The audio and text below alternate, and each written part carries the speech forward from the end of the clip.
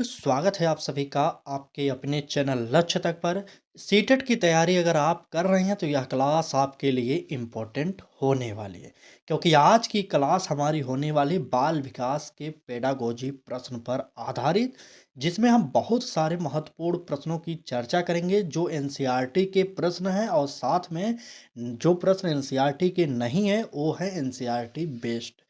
तो चलिए क्लास को शुरू करते हैं। अगर आपको भी डर लगता है कि सीडीपी पेडागोजी से, तो यह क्लास ध्यान से देखिएगा, क्योंकि यहाँ हम आपको बहुत सारे ट्रिक को बताएंगे और साथ साथ बहुत ही महत्वपूर्ण प्रश्नों की श्रृंखला भी प्रोवाइड करेंगे।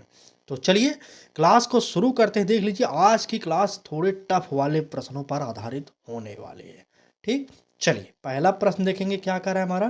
पहले प्रश्न में कहा जा रहा है कि यदि शिक्षक बच्चों को उनके अनुभवों और पूर्व ज्ञान के आधार पर नई जानकारी देता है तो यह किस सिद्धांत से संबंधित है।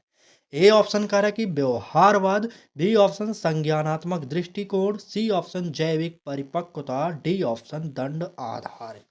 चलिए प्रश्न संख्या 1 का उत्तर कमेंट बॉक्स में बता दीजिए कौन सा सही होने वाला है, तुरंत बताइएगा। चलिए तो देखिए, अगर बात करें जाए तो यदि शिक्षक बच्चों को उनके अनुभवों और पूर्व ज्ञान के आधार पर नई जानकारी देता है तो यह किस सिद्धांत से होगा संबंधित, तो यह दंड आधारित नहीं होगा, डी ऑप्शन काट दीजिए।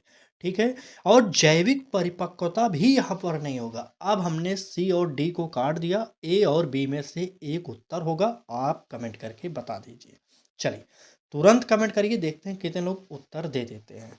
तो ये बिल्कुल सही, हमारा व्यवहारवाद जो लोग दे रहे हैं ऑप्शन उनका गलत होगा। यहाँ पर जो होगा संज्ञानात्मक दृष्टिकोण, यानी कि हमारा दूसरा ऑप्शन सही हो जाएगा। ठीक, चलिए आगे बढ़ते हैं और देखते हैं क्या कह रहा है हमारा अगला प्रश्न। देखिए थोड़ा सा, एक मिनट। कह रहा है कि पियाजे के अनुसार बालक जो अमूर्त और परिकल्पनात्मक तर्क कर सकता है वह किस अवस्था में है। बहुत ही इंपॉर्टेंट प्रश्न है, ध्यान से पढ़िएगा। एक बार प्रश्न फिर पढ़ लीजिए अगर समझ में नहीं आया तो। ठीक, पहली अवस्था है इनकी संवेदी प्रेरक, दूसरी अवस्था है पूर्व संक्रियात्मक, तीसरी अवस्था है हमारी ठोस संक्रियात्मक, और चौथा होगा औपचारिक संक्रियात्मक अवस्था। तो हमने इसकी जो डेट है, मतलब उम्र होती है, वो बता दिया था। क्या क्या संवेदी प्रेरक पहली अवस्था होती है, ये होती है जन्म से 2 वर्ष। ठीक है, और दूसरी अवस्था जो होती है पूर्व संक्रियात्मक अवस्था होती है 2 से 7 वर्ष। ठीक है, और तीसरी अवस्था होती है ठोस संक्रियात्मक यानी कि 7 से 11 वर्ष, और चौथी होती है औपचारिक संक्रियात्मक यानी कि 11 वर्ष से ऊपर की अवस्था होती है। तो आपसे पूछा जा रहा है कि बालक जो अमूर्त और परिकल्पनात्मक तर्क कर सकता है वह किस उम्र में करता है। तो आपको उम्र देखकर पता होना चाहिए। बिल्कुल सही, आप डी ऑप्शन करें, एकदम सही है। तो यहाँ पर हमारा उत्तर औपचारिक संक्रियात्मक सही ऑप्शन डी हो जाएगा। ठीक, चलिए आगे बढ़ते हैं और देखते हैं क्या कह रहा है हमारा अगला प्रश्न। चलिए प्रश्न में कहा जा रहा है कि वाइगोत्स्की के जेडपीडी में शिक्षक का मुख्य कार्य क्या है। हमने आपको जेडपीडी का फुल फॉर्म बता दिया था कि जॉन ऑफ प्रॉक्सिमल डेवलपमेंट होता है, ये आपको पता होना चाहिए। ठीक है, इसमें शिक्षक का मुख्य कार्य पूछा जा रहा है। ए ऑप्शन कह रहा है कि केवल स्वतंत्र अभ्यास कराना, बी ऑप्शन कह रहा है कि सहयोग और संकेत के माध्यम से सीखने में सहायता, और डी ऑप्शन कठोर अनुशासन, सी ऑप्शन कठोर अनुशासन है, और डी ऑप्शन परीक्षा परिणाम है। चलिए कौन सा सही होगा, ए बी सी डी जो भी उत्तर लग रहा हो। देखिए यहाँ पर एकदम ट्रिक काम करेगी, जो हम हर क्लास में ट्रिक बताते हैं वह ट्रिक यहाँ पर काम करेगी। बिल्कुल, देखिए ए ऑप्शन कह रहा है कि केवल केवल लगते ही वैसे ही निगेटिव होगा, लेकिन कह रहा है कि स्वतंत्र अभ्यास कराना, तो बिल्कुल नहीं, शिक्षक का यह कार्य नहीं होगा कि वह सिर्फ अभ्यास कराए। ठीक है, और सी ऑप्शन देखिए कह रहा है कि कठोर अनुशासन, शिक्षक कभी भी कठोर अनुशासन की बात छोड़िए, क्लास में अनुशासन भी नहीं बनाएगा, सीटेट के अकॉर्डिंग कहा जाता है। ठीक है, और डी ऑप्शन कह रहा है कि परीक्षा परिणाम सुधारना, तो बिल्कुल नहीं होने वाला है। हमारा प्रश्न तीसरे का जो उत्तर होगा वह होगा क्या, सहयोग और संकेत के माध्यम से सीखने में सहायता। ठीक, यानी कि बी ऑप्शन हमारा सही हो जाएगा। चलिए निवेदन बस इतना करेंगे कि पूरी क्लास को ध्यान से देखिएगा आप लोग। ठीक है, चलिए प्रश्न में कहा जा रहा है कि कोहल वर्ग के अनुसार अगर कोई व्यक्ति केवल सामाजिक नियमों के पालन के लिए सही निर्णय लेता है तो वह किस नैतिक स्तर पर है। तो आपको पता होना चाहिए कि कोहल वर्ग ने नैतिक विकास का सिद्धांत दिया था। ठीक है। ए ऑप्शन कह रहा है कि पूर्व परंपरागत, बी ऑप्शन परंपरागत, सी ऑप्शन उत्तर परंपरागत और डी ऑप्शन दंड आधारित। चलिए, प्रश्न संख्या 4 का उत्तर कमेंट बॉक्स में बता दीजिए कौन सा सही होने वाला है। चलिए तुरंत बताइएगा। बिल्कुल बिल्कुल, चलिए एकदम सही। अगर आपने भी उत्तर दिया है बी ऑप्शन तो बिल्कुल सही है, क्योंकि यहाँ पर परंपरागत जो होगा यही हमारा सही हो जाएगा। दूसरा ऑप्शन हमारा सही हो रहा है। ठीक, आगे बढ़ते हैं, देखते हैं क्या कह रहा है हमारा अगला प्रश्न। अगले प्रश्न में कहा जा रहा है कि गेसल के अनुसार यदि किसी बालक में मोटर या भाषाई कौशल अपेक्षित स्तर से पीछे है तो वह मुख्य कारण क्या हो सकता है। बहुत ही इंपॉर्टेंट प्रश्न है। ए ऑप्शन कह रहा है कि अभ्यास की कमी, बी ऑप्शन कह रहा है कि परिपक्वता की कमी, सी ऑप्शन कह रहा है कि सामाजिक वातावरण और डी ऑप्शन पुरस्कार की कमी। तो पुरस्कार की कमी तो पहले ही काट दीजिए, क्योंकि हमारा ये निगेटिव ऑप्शन है। अब आपको बताना है ए बी सी में से कौन सा उत्तर सही होगा। चलिए कमेंट करिए जल्दी से। अगर आपने गेसल को पढ़ा होगा तो आपको यह उत्तर पता होगा। बहुत ही इंपॉर्टेंट प्रश्न है। चलिए कमेंट करिए फटाक से। बिल्कुल सही। देखिए, अगर बात किया जाए सामाजिक वातावरण तो बिल्कुल नहीं। यहाँ पर भाषाई कौशल अपेक्षित इससे नहीं होता। जो उत्तर होगा वह होगा क्या, परिपक्वता की कमी का। ठीक, तो यहाँ पर भी हमारा बी ऑप्शन सही हो जाएगा। परिपक्वता की कमी का अभाव होता है। ठीक, चलिए आगे बढ़ें, अगला प्रश्न देखें क्या कह रहा है। अगले प्रश्न में कहा जा रहा है कि संज्ञानात्मक दृष्टिकोण के अनुसार अधिगम का मुख्य लक्ष्य क्या है। बहुत ही इंपॉर्टेंट प्रश्न है। चलिए, अधिगम का मुख्य लक्ष्य पूछा जा रहा है, वो भी संज्ञानात्मक दृष्टिकोण के अकॉर्डिंग। ए ऑप्शन कह रहा है कि केवल व्यवहार परिवर्तन, बी ऑप्शन कह रहा है कि संज्ञान संरचना और सोच में परिवर्तन, सी ऑप्शन कह रहा है कि पुरस्कार और दंड, और डी ऑप्शन केवल याददाश्त सुधार। चलिए कमेंट करिए और उत्तर बताइए कि कौन सा उत्तर हमारा सही होने वाला है प्रश्न संख्या 6 का।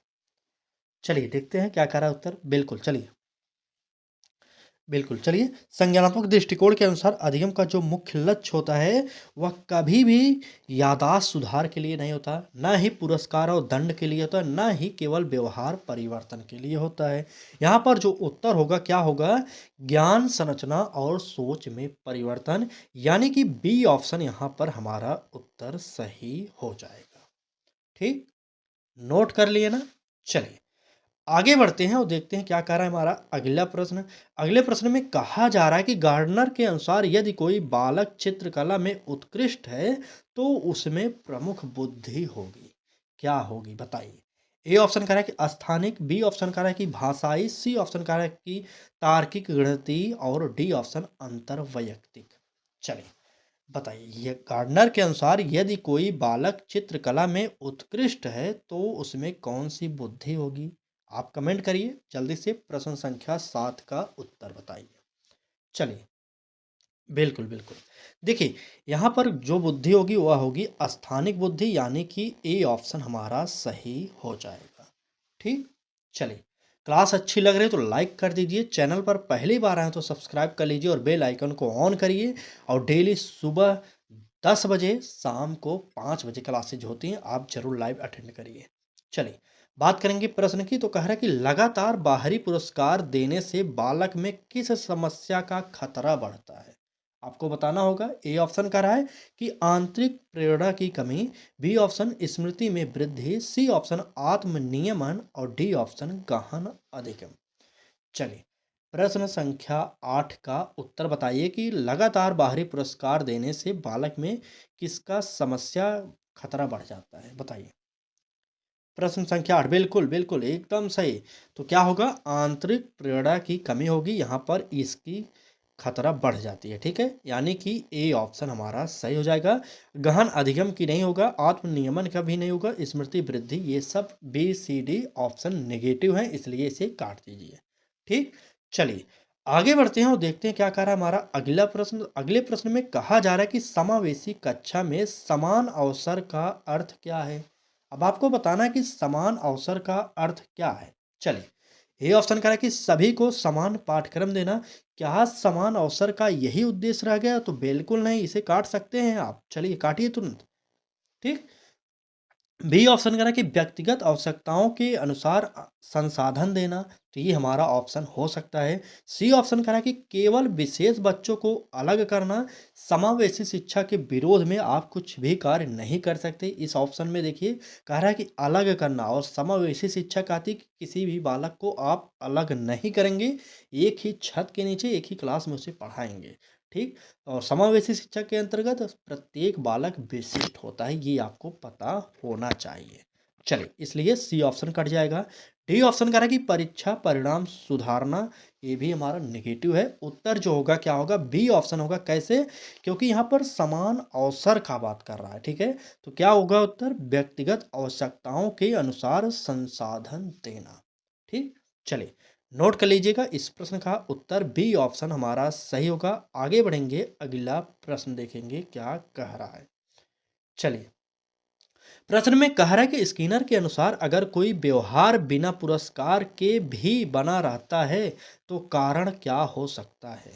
ए ऑप्शन कह रहा है कि आंतरिक प्रेरणा, बी ऑप्शन दंड, सी ऑप्शन अभ्यास और डी ऑप्शन भय। चलिए, प्रश्न संख्या 10 का उत्तर बताइए। स्किनर के अनुसार पूछा जा रहा है। चलिए, बिल्कुल बिल्कुल। चलिए, देखिए, अगर बात करेंगे स्किनर के अनुसार अगर कोई व्यवहार बिना पुरस्कार के भी बना रहता है तो वह क्या होगा? आंतरिक प्रेरणा होता है, यानी कि ए ऑप्शन हमारा सही होगा। दंड नहीं होगा, अभ्यास नहीं होगा, भय नहीं होगा। ठीक है, तो यहाँ पर इस प्रश्न का उत्तर जो होगा ए ऑप्शन सही हो जाएगा। ठीक। चलिए, एक बार कमेंट करिए प्रश्नों का पैटर्न कैसा है, आपको अच्छा लग रहा है कि नहीं? क्योंकि पूरे आपके सिलेबस के अकॉर्डिंग ही क्लास कराई जाती है। ठीक है, तो आप डेली जुड़िए अब हमारे साथ, क्योंकि समय आपके पास कम बचा है। अभी भी समय है, जो भी बचा है उसमें हम मेहनत कर सकते हैं। ठीक है, लेकिन आपको अतिरिक्त एफर्ट लगाना पड़ेगा। ठीक। चलिए, अगर आपको क्लास अच्छी लग रही हो तो डेली जुड़िए हमारे साथ, सुबह 10 बजे और शाम को 5 बजे। ठीक। चलिए, प्रश्न में कहा जा रहा है कि बंडूरा के अवलोकनात्मक अधिगम में सबसे महत्वपूर्ण घटक कौन सा है? ठीक। ए ऑप्शन कह रहा है कि केवल पुरस्कार, बी ऑप्शन कह रहा है कि ध्यान और मानसिक संलग्नता, और सी ऑप्शन अभ्यास, डी ऑप्शन दंड। कमेंट करिए और उत्तर बताइए कि बंडूरा के अवलोकनात्मक अधिगम में सबसे महत्वपूर्ण घटक क्या होने वाला है। चलिए, प्रश्न संख्या 11 का उत्तर कमेंट बॉक्स में बता दीजिए कौन सा सही होगा। चलिए, तुरंत बताइए। प्रश्न संख्या 11, बिल्कुल बिल्कुल। देखिए, दंड नहीं होगा, किसी भी ऑप्शन में दंड नहीं होगा, अभ्यास नहीं होगा, पुरस्कार तो बिल्कुल नहीं। हमारा उत्तर जो होगा ध्यान और मानसिक संलग्नता होता है। आप लोग नोट करिएगा। आगे बढ़ते हैं और देखते हैं क्या कह रहा है अगला प्रश्न हमारा। प्रश्न में कहा जा रहा है कि यदि बालक भावनात्मक रूप से असुरक्षित है तो उसकी शिक्षा में सबसे आम समस्या होगी। कौन सी समस्या होगी ये आपको बताना है। ए ऑप्शन करें कि जिज्ञासा में वृद्धि, बी ऑप्शन करें कि सीखने से बचाव या पलायन, और सी ऑप्शन जोखिम लेने की प्रवृत्ति, डी ऑप्शन सहयोग। चलिए, प्रश्न संख्या 12 का उत्तर कमेंट बॉक्स में बता दीजिए कौन सा सही होगा। चलिए, प्रश्न संख्या 12, बिल्कुल बिल्कुल। देखिए, यहाँ पर सहयोग नहीं होगा। जो लोग सहयोग कर रहे हैं इनका उत्तर गलत हो जाएगा। ठीक है, सहयोग नहीं होगा, न ही जोखिम लेने की प्रवृत्ति सही होगी, न ही जिज्ञासा में वृद्धि, बल्कि क्या होगा? सीखने से बचाव या पलायन। ठीक। तो यहाँ पर बी ऑप्शन जिसने भी टिक किया होगा उसका उत्तर सही होगा। आपको पूरा का पूरा याद होना चाहिए। प्रश्न एक बार फिर से पढ़ेंगे तो आपको समझ में आ जाएगा कि क्या पूछा गया था। ठीक है, तो चलिए बी ऑप्शन को नोट करिए और आगे बढ़ते हैं, देखते हैं क्या कर रहा है अगला प्रश्न हमारा। चलिए, प्रश्न में कह रहा है कि इरिक्सन के अनुसार किशोर यदि पहचान संकट का सफल समाधान करता है तो वह सक्षम होगा। देख रहे हैं प्रश्नों का पैटर्न कितना हार्ड है। कई लोग कमेंट किए थे पिछली एक दो क्लासेस सरल हो गई थी थोड़ा, तो बार बार कमेंट कर रहे थे कि सर टफ प्रश्न लाइए, टफ प्रश्न। इसका उत्तर बता दीजिए जो लोग कमेंट करते थे डेली। चलिए बताइए, पूछा क्या गया है? इरिक्सन के अनुसार किशोर यदि पहचान संकट का सफल समाधान करता है तो वह सक्षम होगा। किस पर होगा? ए ऑप्शन कह रहा है कि आत्मीय संबंध बनाने में, बी ऑप्शन कह रहा है कि सामाजिक अलगाव में, सी ऑप्शन कह रहा है कि हीनता अनुभव करने में, और डी ऑप्शन अपराध बोध बढ़ाने में। चलिए, प्रश्न संख्या 13 का उत्तर क्या होने वाला है, कमेंट करिए एक बार। चलिए 13 का उत्तर बताइए। देखिए अपराध बोध बढ़ाने के लिए नहीं, बिल्कुल नहीं, डी ऑप्शन काट दीजिए। हीनता अनुभव करने से ये सब नहीं होगा, सामाजिक अलगाव बिल्कुल नहीं। जो उत्तर होगा क्या होगा, आत्मीय संबंध बनाने के लिए, यानी कि हमारा ए ऑप्शन सही हो जाएगा। ठीक, नोट कर लिए। तो आगे बढ़ते हैं, देखते हैं क्या कह रहा है हमारा अगला प्रश्न। अगले प्रश्न में कहा जा रहा है कि रचनावादी शिक्षण में शिक्षक का मूल्यांकन दृष्टिकोण कैसा होता है। बहुत ही इंपॉर्टेंट प्रश्न है, बताइए कि रचनावादी शिक्षण में शिक्षक का मूल्यांकन कैसा होगा। ए ऑप्शन कह रहा है केवल अंक आधारित, जहां पर भी अंकों की बात हो, परीक्षा में पास करने की बात हो, ये सब निगेटिव होते हैं, काट दीजिए तुरंत। बी ऑप्शन कह रहा है कि सतत और प्रक्रिया आधारित, ये हमारा सही हो सकता है। सी ऑप्शन कह रहा है कि केवल अंतिम परीक्षा, तो बिल्कुल नहीं, और तुलना आप कभी भी करेंगे नहीं। ठीक, तो यहाँ पर 14वें का उत्तर की बात किया जाए तो सतत और प्रक्रिया आधारित, यही हमारा ऑप्शन सही हो जाएगा। ठीक है, नोट करिए, ध्यान से समझिए, क्योंकि बहुत ही इंपॉर्टेंट क्लास हो रही है आपके। ठीक, चलिए आगे बढ़ेंगे और देखेंगे क्या कह रहा है अगला प्रश्न। कह रहा है कि अधिगम अक्षमता वाले बालक के लिए सबसे उपयुक्त शिक्षण रणनीति क्या है। बहुत ही इंपॉर्टेंट, अधिगम अक्षमता से संबंधित प्रश्न है। ठीक है, तो चलिए ऑप्शन देखते हैं। कह रहा है कि अधिक गृह कार्य, बी ऑप्शन कह रहा है कि बहुसंवेदी और वैकल्पिक शिक्षण, और सी ऑप्शन कह रहा है कि केवल मौखिक व्याख्या, और डी ऑप्शन समान गति से पढ़ाना। तो चलिए प्रश्न संख्या 15 का उत्तर क्या होता है, एक बार कमेंट बॉक्स में बता दीजिए। चलिए तुरंत बताइए, कमेंट करिए कौन सा उत्तर यहाँ पर हमारा सही होगा। बिल्कुल, चलिए देखिए, अगर बात करें अधिगम अक्षमता वाले बालक के लिए सबसे उपयुक्त शिक्षण रणनीति क्या होती है, तो वह कौन सी होगी। देखिए समान गति से पढ़ाना तो बिल्कुल नहीं होगा, क्योंकि अधिगम अक्षमता वाला बालक है। ठीक है, इसलिए डी ऑप्शन काट दीजिए। केवल मौखिक व्याख्या तो बिल्कुल नहीं, और अधिक गृह कार्य उसे आप देंगे नहीं। जो उत्तर होगा क्या होगा, बहुसंवेदी और वैकल्पिक शिक्षण, यही हमारा सबसे बेस्ट ऑप्शन होगा। आप इसी पर ही टिक करेंगे। ठीक, चलें आगे। चलिए एक बार क्लास को लाइक करिए। आप सबसे निवेदन करेंगे, विनम्र निवेदन है, एक बार लाइक कर दीजिए, क्योंकि आपके एक लाइक से यह क्लास अधिक लोगों तक पहुंच जाती है। और फ्री शिक्षा पर तो सबका अधिकार है। ठीक है, तो आप भी थोड़ा सा सहयोग करिए और लाइक करिए, और जहां तक हो सकता है क्लास को शेयर करिए। ठीक है, चलिए क्लास को आगे बढ़ाते हैं। अगला प्रश्न देखते हैं। कह रहा है कि अधिगम सामाजिक अर्थ में घटित होता है। बहुत ही इंपॉर्टेंट है, अधिगम सामाजिक संदर्भ में गठित होता है। ए ऑप्शन कह रहा है, यह कथन किस सिद्धांत से संबंधित है, यही पूछा जा रहा है। ठीक है, ए ऑप्शन कह रहा है कि सामाजिक रचनावाद, बी ऑप्शन व्यवहारवाद, सी ऑप्शन जैविक, और डी ऑप्शन संज्ञानात्मक। प्रश्न संख्या 16 का उत्तर बता दीजिए कौन सा होगा सही। चलिए कमेंट करिए, सभी लोग कमेंट करेंगे। तो अधिगम सामाजिक संदर्भ में घटित होता है, अगर बात की जाए यह सिद्धांत कौन सा संबंधित है, तो यह होगा सामाजिक रचनावाद। यहाँ पर देखिए सामाजिक संदर्भ की बात कर रहा था, तो यहाँ पर उत्तर भी सामाजिक रचनावाद हो गया। तो कुछ ट्रिक लगाइए, अगर आपको उत्तर ना आए परीक्षा में तो इसी प्रकार से ट्रिक लगाइएगा, आप तुक्का मारिएगा तब। ठीक, ऐसे नहीं कि आप एक ओर से मारिए, बी सी डी जो भी मन कर रहा है मारते चले, ऐसा बिल्कुल मत करना। ठीक है, तो यहाँ पर ए ऑप्शन सही हो जाएगा। चलिए अगला प्रश्न देखेंगे क्या कह रहा है। अगले प्रश्न में कहा जा रहा है कि यदि शिक्षक छात्रों से उनके उत्तरों का औचित्य पूछता है तो वह विकसित कर रहा है। क्या हो सकता है बताइए। ए ऑप्शन कह रहा है कि अनुकरण, बी ऑप्शन कह रहा है कि रटने की क्षमता, सी ऑप्शन मेटा संज्ञान, और डी ऑप्शन भय। चले प्रश्न संख्या 17 का उत्तर बताइए। बिल्कुल, शिक्षक छात्रों से उनके उत्तरों का औचित्य पूछता है तो वह विकसित कर रहा है। तो आपको पता होना चाहिए कि रटने की क्षमता तो कभी भी नहीं विकसित करा, भय भी नहीं विकसित करेगा।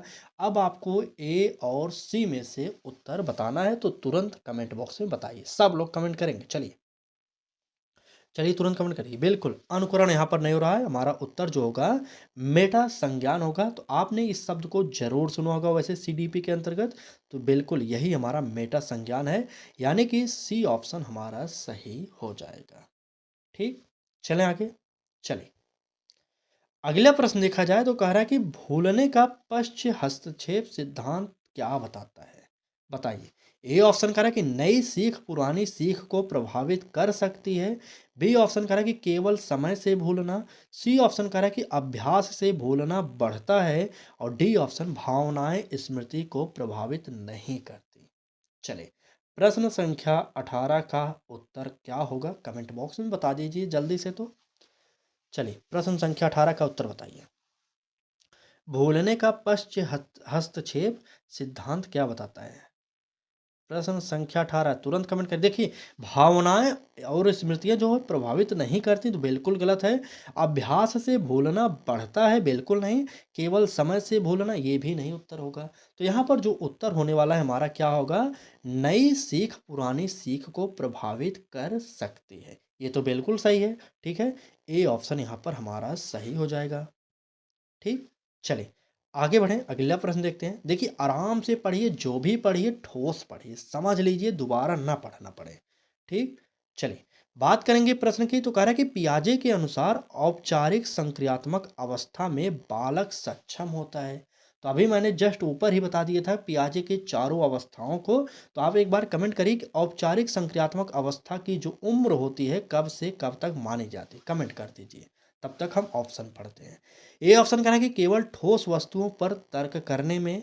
बी ऑप्शन कह रहा है कि अमूर्त और परिकल्पनात्मक तर्क करने में। सी ऑप्शन कह रहा है कि केवल प्रतीकात्मक खेल में। और डी ऑप्शन आत्म केंद्रित सोच में। चलिए, प्रश्न संख्या 19 का उत्तर बताइए कौन सा सही होगा। चलिए देखिए, अगर बात करें औपचारिक संक्रियात्मक अवस्था में बालक सक्षम होता है तो वह अवस्था कौन सी होगी?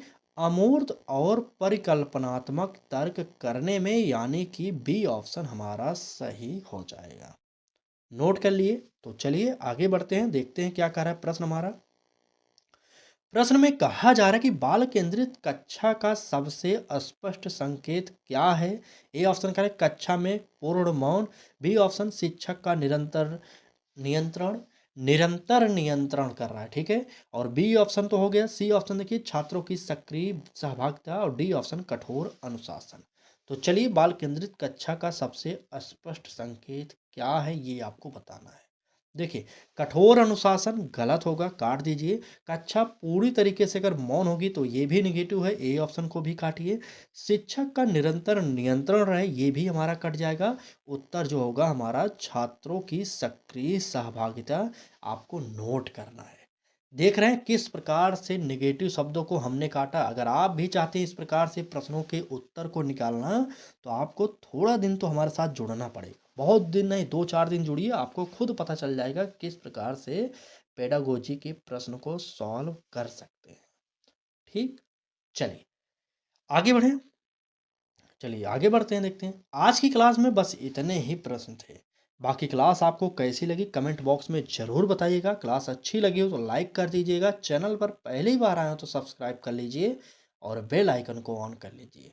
ठीक, डेली सुबह 10 बजे, शाम को 5 बजे क्लासेज हो रही हैं। हम आपको हर क्लास में अब टाइम टेबल बताते हुए चल रहे हैं।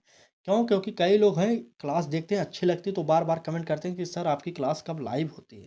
तो आप देखा करिए ना, वहाँ पर हमारे चैनल पर जाएंगे तो वहाँ पर क्लास लगी रहती हैं। ठीक, तो चलिए कमेंट में बताइएगा आज की क्लास में आपके कितने प्रश्न सही हुए। तो इसी के साथ आज की क्लास को यहीं पर हम समाप्त करेंगे। तो तैयार रहिए, पढ़ाई करते रहिए, अच्छे तरीके से करिए, क्योंकि पहली बार में ही आपको 100+ स्कोर कर लेना है। चलिए, क्लास देखने के लिए बहुत बहुत धन्यवाद।